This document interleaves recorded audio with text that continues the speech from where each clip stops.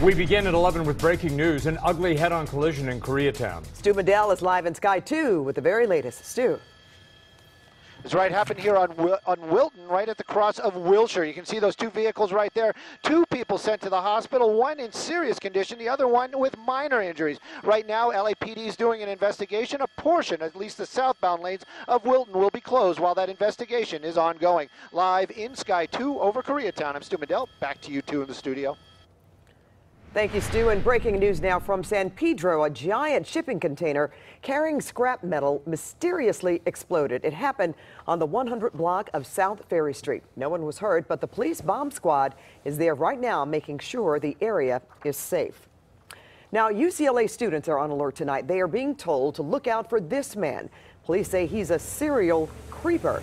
He's been flashing women on and near the campus. Police say he approaches his victims and then terrifies them with his lewd behavior. CBS 2's Tom Waite live in Westwood with more. Tom?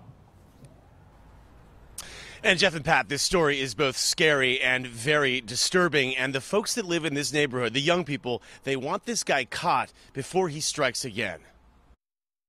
If he's already doing that, he would probably go off and do something else. Concern tonight in this off-campus UCLA neighborhood after police say this man has been reported at least 4 times approaching women in a car and touching himself. With what I've experienced, this has been a pretty nice area. You know, it's right next to a college, so I would hope it's safe. I've felt safe so far. Women started reporting the indecent exposure back on August 30th. The last incident happened on October 23rd. The suspect's target zone is Midvale Avenue and Strathmore, an area teeming with students and other young professionals. Jessica Fernandez is a nurse. I work night shifts sometimes, so it can feel especially scary. Anything like that is surprising, even in a college, especially in a college area. Police say the man has been seen driving different model cars during the incidents. Jessica says her fear is the man could be stalking women and they may not even know. If there's more people and you just haven't noticed it, or so scary.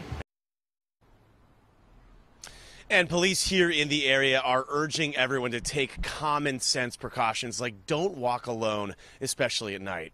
Reporting live in Westwood, I'm Tom Waite, CBS 2 News. All right, Tom, thanks. It is certainly the howl before Halloween. Yes, there's a red flag warning tonight as the Santa Ana winds pick up. Now, you can see things are already getting breezy tonight in Santa Clarita. We have team coverage, including CBS 2's Garth Kemp, tracking the wind. But let's begin with CBS 2's Nicole Comstock in Fontana. Nicole.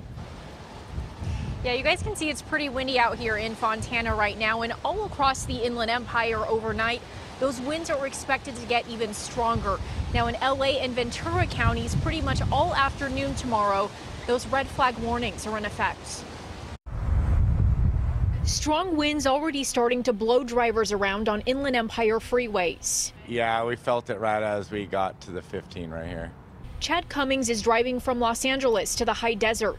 This same big stretch of terrain that Santa Ana winds are expected to stir things up overnight and all afternoon Wednesday. Areas below the Cajon Pass in the San Bernardino Mountains and foothills are beginning to see strong gusts. Yeah, especially if you're empty. If you're empty, then it's pretty crazy. David Madueno says it makes it harder to keep a big truck like this going straight on a long haul. The guys that are coming down right now from Vegas, they'll probably feel it once they start hitting right here, the 215 and the 15 connector. Now, obviously, these strong winds and those warm, dry conditions will increase the risk for fire danger tomorrow. So officials are warning people to be extra careful outdoors and make sure not to do anything that could create a spark. We're live in Fontana. Nicole Comstock, CBS 2 News.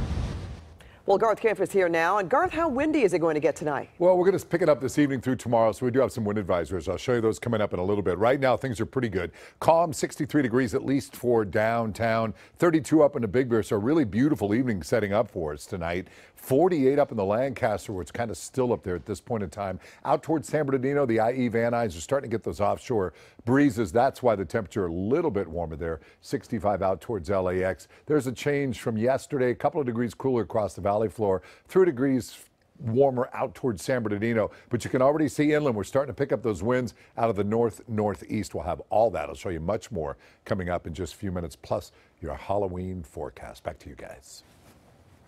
Boop. Whoa, there you go. There's the pit maneuver. Sky 2 over the scene tonight when the pursuit came to an end in Riverside, thanks to what Stu just said, that pit maneuver. The chase began in Covina. Officers tried to stop the car for not having license plates. The driver and passenger finally gave up.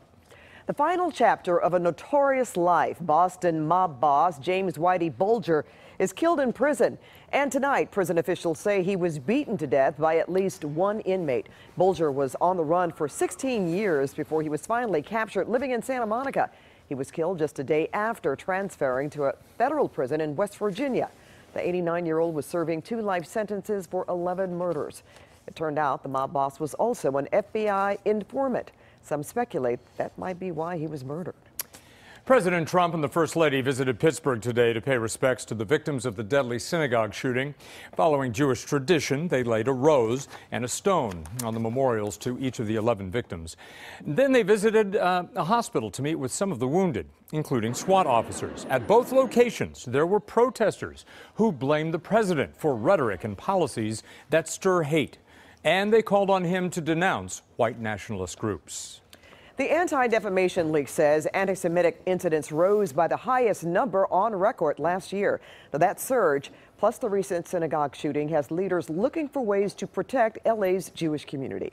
A safety meeting was held tonight at USC for members of the Jewish community. It included an active shooter drill and tips for keeping synagogues and families secure. Many Jews at the meeting say they've never felt as concerned for their own safety as they do now. When you see people going to pray and being shot and synagogues being desecrated, it's a scary time.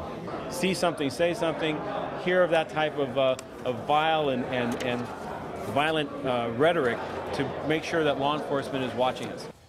The LAPD says there are no specific threats to the Jewish community right now, but they want everyone to be on the lookout just in case.